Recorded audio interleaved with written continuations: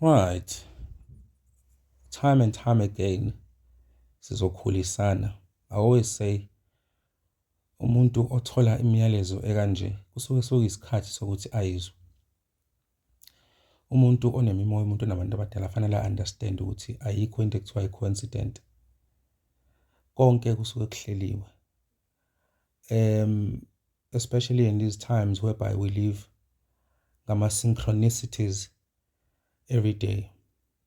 Thola ukuthi uphupha umuntu, the next thing uyambona. Cabanga umuntu, the next thing uyakufonela.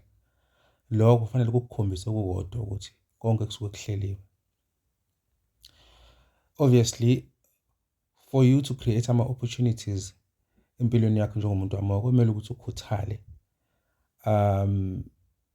Ngoba ayikho into evale ifikele, ayikho i-manifestation ekuthiwa iyenzeka ngoba naku uhleli phansi bese ubhala ama-affirmations, no. Okanye bathi cabanga izinto ezipositive noma uyicabanga into oyifunayo uzoyithola, no. There are requirements.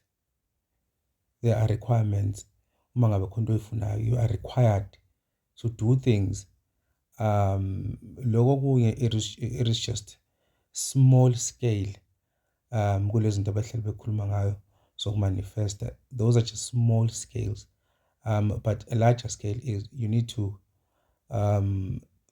create a cause so that there could be effect, or rather there will be effect. Angikho lapho sikhuluma amadlozana nomona. Uyazi ukuthi khona sinawo amadlozana nomona. Ubusathe ushisa impepho uyahlanganisa uhlangane kancane kuphinde kubhidlike, okanye nje kungahlangani, okanye nje kuvele uyabo uthola ukuthi before ungena abantu abadala izinto zakho zazihamba kahle. Mase ungene abantu abadala kunokuthi kuhambe kahle kubheda kakhulu. Ubone abantu sebeyiduba lento baze bayosindiswa ngoba naku iyabahluphekisa. Khona la into efanele iqaphele, amadlozi kufanele ahlanjululwe kuqala. Hlambulula amadlozi asebenza ngawo. Uma ukuthi ukhulele khabo ma wahlambulule, uma ukuthi ukhulele kobaba wahlambulule, uma ukuthi wasebenzisa omabili wahlanganise wahlambulule. Ngoba idlozi elinomona likhona, akhona amadlozi anomona.